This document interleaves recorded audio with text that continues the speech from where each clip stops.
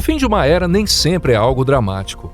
Na maioria das vezes, esse fim chega de forma silenciosa, seguindo um processo de declínio, isolamento e desaparecimento gradual. Dentro desse fluxo de tempo, o destino dos indivíduos que sobrevivem até um final costuma ser, na maior parte dos casos, trágico. Um exemplo clássico de um desfecho como esse é a história dos mamutes. Olá, pessoal! Os mamutes, essas imponentes criaturas gigantes da Era do Gelo, viveram na Terra até tempos relativamente recentes, ao lado dos povos pré-históricos, mas desapareceram de repente, deixando para trás apenas inúmeros esqueletos.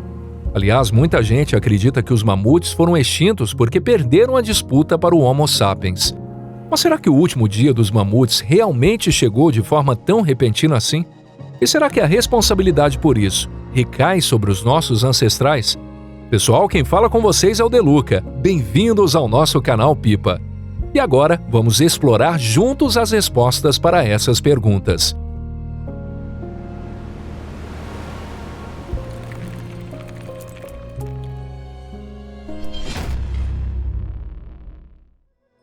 De onde vieram os mamutes? Pode surpreender muita gente, mas os ancestrais dos mamutes já haviam surgido na Terra entre 5 e 6 milhões de anos atrás, e o seu habitat era a quente África.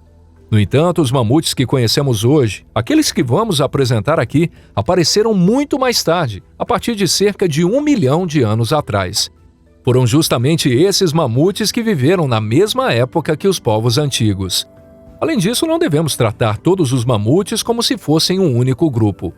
Isso porque existem diferentes espécies claramente distintas, como o mamute lanoso, o mamute das estepes e o mamute anão. A espécie mais conhecida e também a mais amplamente distribuída é o mamute lanoso, Mammutus primigenius. Aquela imagem clássica de um enorme mamute caminhando majestosamente por uma planície coberta de neve branca representa exatamente essa espécie. O mamute lanoso tinha entre 2,7 e 3,4 metros de altura e podia pesar de 4 a 6 toneladas. Ele também possuía uma tromba semelhante à dos elefantes modernos e, além disso, apresentava presas longas e fortemente curvadas, que podiam alcançar até 4,2 metros de comprimento. A área de distribuição desse gigantesco animal se estendia da Espanha e das Ilhas Britânicas no oeste até a América do Norte no leste, abrangendo uma imensa região de cerca de 30 milhões de quilômetros quadrados. O mamute lanoso era extremamente bem adaptado às duras condições da Era do Gelo. Sua pelagem densa e uma espessa camada de gordura sob a pele o protegiam do frio intenso. Além disso, suas orelhas e cauda eram pequenas, reduzindo ao máximo as partes do corpo expostas ao vento gelado. Alguns pesquisadores acreditam que o fato de suas presas serem curvadas também ajudava a diminuir as áreas suscetíveis ao congelamento. No entanto, a opinião predominante entre os cientistas é que a principal função dessas presas curvadas era escavar plantas sob a neve, mover galhos ou ainda lutar contra outros machos pela disputa de fêmeas. Isso porque presas curvadas conseguem distribuir melhor o impacto do que presas retas. Já o mamute das estepes, Mammutus trongoteri, possuía presas muito mais retas, que podiam atingir até 5 metros de comprimento. Além disso, seu corpo era maior do que o mamute lanoso, chegando a 4,7 metros de altura e pesando entre 14 e 15 toneladas. Era literalmente um gigante que mais parecia um tanque vivo. Quanto à linhagem dos mamutes, acredita-se que o mamute das estepes tenha se separado do mamute meridional há cerca de 1,7 milhão de anos, e que entre 600 mil e 500 mil anos atrás, o mamute lanoso tenha se originado a partir dele, substituindo-o gradualmente.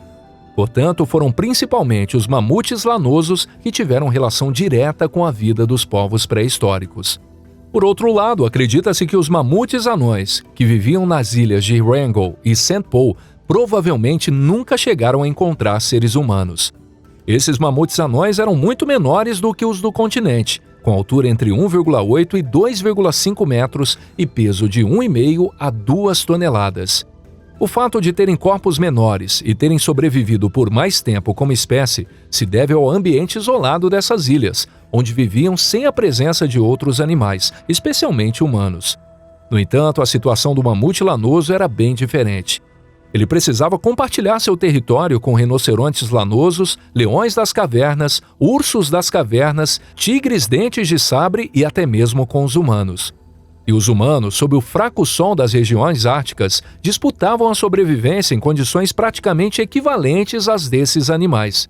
Além disso, havia enormes manadas de cervos e bisões. Todos esses animais estavam ou se alimentando uns dos outros ou lutando desesperadamente para escapar das garras dos predadores. Nesse cenário, os mamutes ocupavam uma posição relativamente neutra. Isso porque sua alimentação não era baseada em outros animais, mas em vegetação dura e seca, como alho silvestre, artemísia, ciperáceas e gramíneas. Esses gigantes vorazes consumiam cerca de 150 quilos de alimento por dia. Ainda assim, graças ao seu enorme tamanho e ao hábito de viver em grupo, raramente entravam em conflito direto com outras espécies. No entanto, as tribos pré-históricas tinham uma visão completamente diferente sobre isso. E vamos falar sobre esse ponto um pouco mais adiante. Humanos e mamutes. Acredita-se que humanos e mamutes coexistiram por mais de 200 mil anos. Para os seres humanos, o mamute era alimento, material de construção, ferramenta e também um animal sagrado. Durante a maior parte desse período de convivência, entre 200 mil e 40 a 50 mil anos atrás, o número de mamutes superava em muito o de humanos. Segundo diversas estimativas, há cerca de 40 a 50 mil anos, existiam até 10 milhões de mamutes distribuídos por uma área de 30 milhões de quilômetros quadrados. Já a população humana em todo o planeta não passava de 1 milhão de pessoas. É importante não esquecer que os mamutes habitavam apenas regiões frias. Por isso, nas regiões de extremo norte, cobertas por geleiras e submetidas a um frio intenso, a proporção entre mamutes e humanos era ainda maior. No entanto, com o fim da Era do Gelo, entre 10 e 15 mil anos atrás, essa situação se inverteu. Nessa época, a população humana havia chegado a cerca de 4 milhões, enquanto o número de mamutes caiu para apenas algumas dezenas de milhares, levando-os finalmente à extinção. Assim, em um período de apenas 5 a 10 mil anos, ocorreu uma verdadeira troca de poder. É bem provável que as pessoas tenham sentido uma grande perda com o desaparecimento dos mamutes. É difícil até medir o quanto esses animais eram importantes no cotidiano das populações humanas. Por exemplo, em muitas regiões do mundo, escavações de antigos assentamentos pré-históricos revelaram inúmeras estruturas de habitações feitas com ossos de mamute. Além disso, milhares de presas de mamute cortadas e milhares de ornamentos feitos com seus ossos também foram encontrados. E nas paredes de cavernas ainda hoje permanecem visíveis desenhos de mamutes e de caçadas a esses animais. Aliás, presas e esqueletos de mamute continuam sendo descobertos até hoje, especialmente na Sibéria. No permafrost da Sibéria, não apenas ossos, mas também pele, olhos e até corpos inteiros de mamutes, às vezes são encontrados em estado de preservação extremamente bom. Há registros de que na década de 30, prisioneiros de campos de trabalho forçados soviéticos, constantemente afetados pela fome, teriam consumido como alimento carne congelada de mamute com milhares de anos. No entanto, do ponto de vista científico, essa história é pouco plausível. Isso porque ao longo de milhares de anos, os tecidos da carne se degradam profundamente, tornando-a imprópria para consumo. Durante muito tempo acreditou-se que o principal responsável pela extinção dos mamutes foi o ser humano. Na realidade, a extinção dos mamutes teve duas causas principais, e os humanos foram apenas uma delas.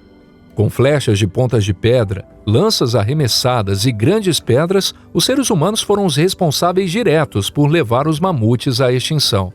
Eles atraíam os enormes animais para armadilhas e em seguida os atacavam com múltiplas lanças, disparavam flechas sucessivas e lançavam pedras de todos os lados. Apenas grupos de caçadores bem organizados conseguiam realizar uma caçada dessas, e um único mamute abatido podia sustentar toda uma tribo por um longo período.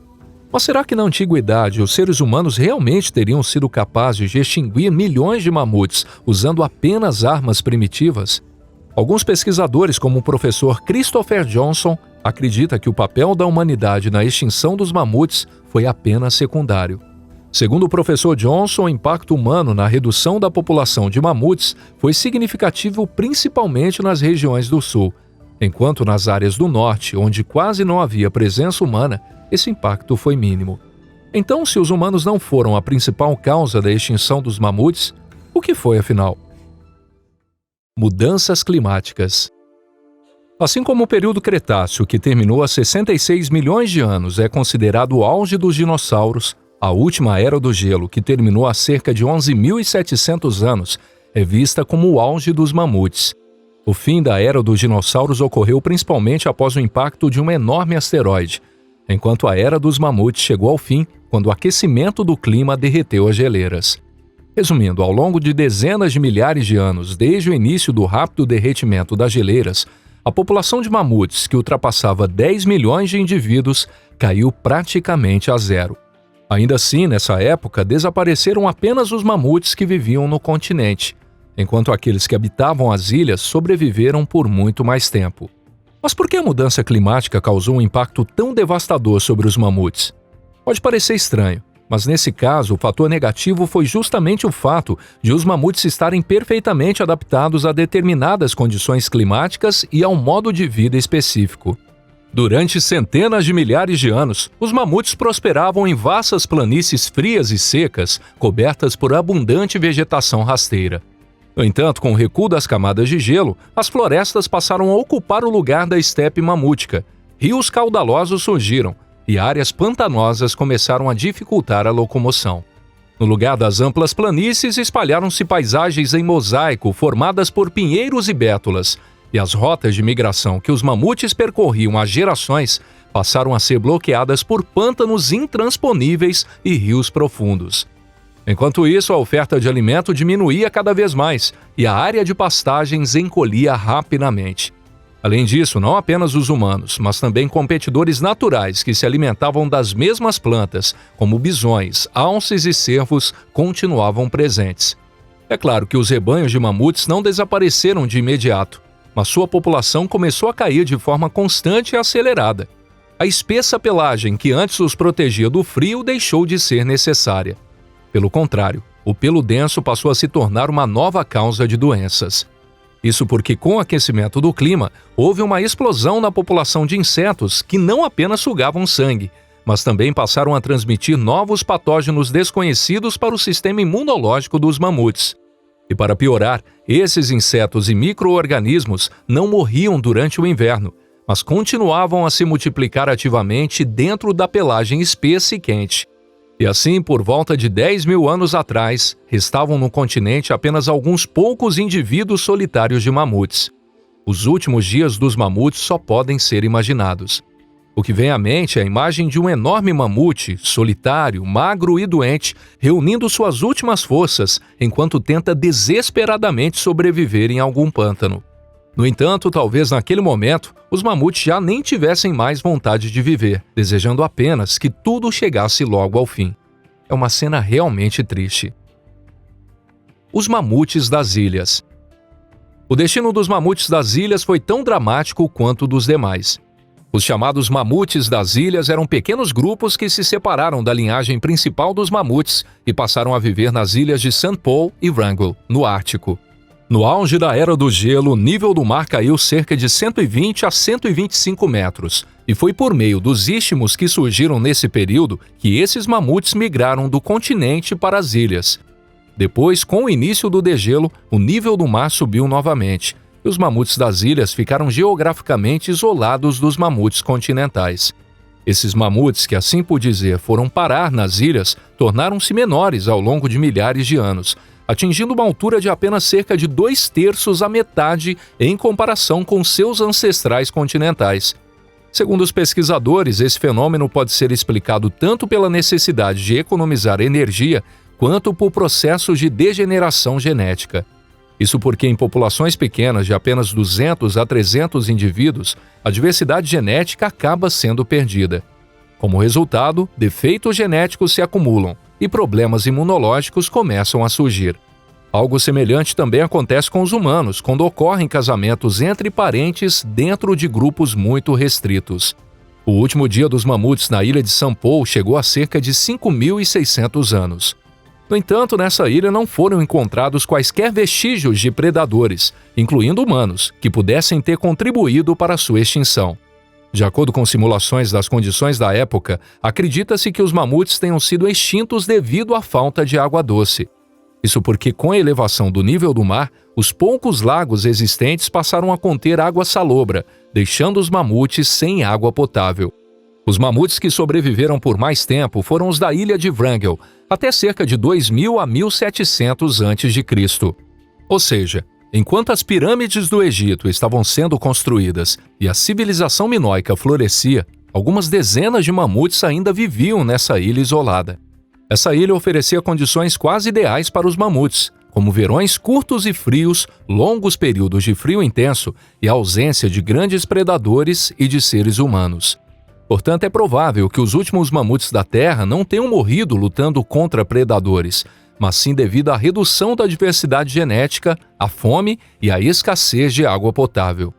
E se você gostou do vídeo de hoje, não deixe de avaliá-lo e compartilhá-lo com seus amigos. Muito obrigado por assistir até o final. E a gente se vê na próxima aqui no canal Pipa. Um forte abraço e até lá. Tchau, tchau.